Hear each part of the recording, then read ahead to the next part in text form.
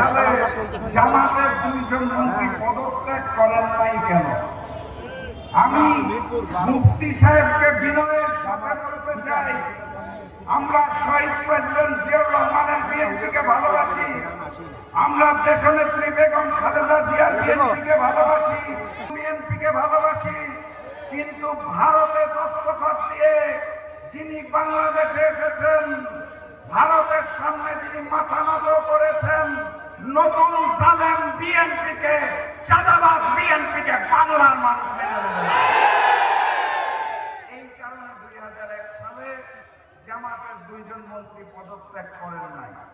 আশা করি উত্তর পেয়েছেন।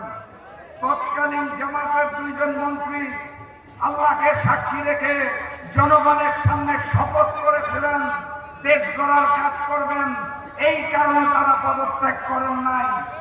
দায়িত্ব শেষে তৎকালীন সকল এমপি মন্ত্রীর বিরুদ্ধে যখন মামলা হয়েছিল দুর্নীতির, জামাতের 2 জন মন্ত্রীর বিরুদ্ধে 1 টাকা দুর্নীতির রিপোর্ট পাওয়া যায়, এই কারণে তারা পদত্যাগ করে নাই।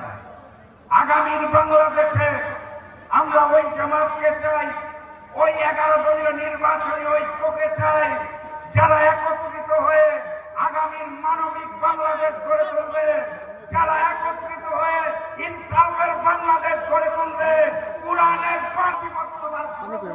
মাথা নত করবে না। সেই বাংলাদেশ গড়তে প্রস্তুত আছেন? মার্কাটা কি? বাতেন ভাই